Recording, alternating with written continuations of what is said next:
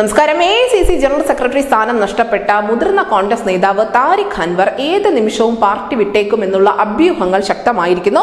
മല്ലികാർജ്ജുൻ ഖാർഗെ കോൺഗ്രസ് അധ്യക്ഷ സ്ഥാനത്തെത്തിയതിനു ശേഷമുള്ള ആദ്യ സംഘടനാ അഴിച്ചുപണിയിൽ സ്ഥാനം നഷ്ടപ്പെട്ടതിൽ താരിഖ് അൻവർ വലിയ അതൃപ്തനാണ് എന്ന തരത്തിലുള്ള റിപ്പോർട്ടുകൾ ഇതിനു മുൻപ് തന്നെ പുറത്തു വന്നിരുന്നു.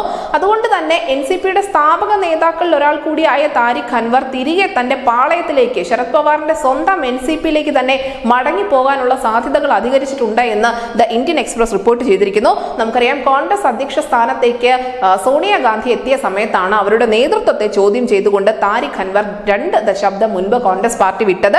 പിന്നീട് ശരത് പവാറിനും PA ജാങ്മയ്ക്കുമൊപ്പം NCP രൂപീകരിക്കുകയായിരുന്നു. പിന്നീട് അവിടെയും ചില അസ്വാരസ്യങ്ങൾ ഉണ്ടായതിനെ തുടർന്നാണ് 2018 കോൺഗ്രസിൽ തിരിച്ചെത്തിയത്.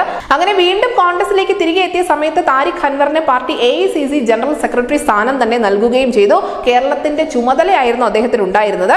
എന്നാൽ പിന്നീട് മല്ലികാർജ്ജുൻ ഖാർഗെ അധ്യക്ഷ പദവിയിൽ എത്തിയതിനു ശേഷം നടന്ന സംഘടനാ അഴിച്ചുപണിയിൽ താരിഖ് അൻവറിന് സ്ഥാനം നഷ്ടപ്പെടുകയായിരുന്നു. ഏറ്റവും പ്രധാനപ്പെട്ട കാര്യം എന്തെന്നാൽ, ഈ ഒരു അഴിച്ചുപണിയിൽ അല്ലെങ്കിൽ പുനഃസംഘടനയിൽ ജനറൽ സെക്രട്ടറി സ്ഥാനത്ത് നിന്നും നീക്കിയ ഏക നേതാവ് താരിഖ് അൻവർ ആയിരുന്നു എന്നതായിരുന്നു.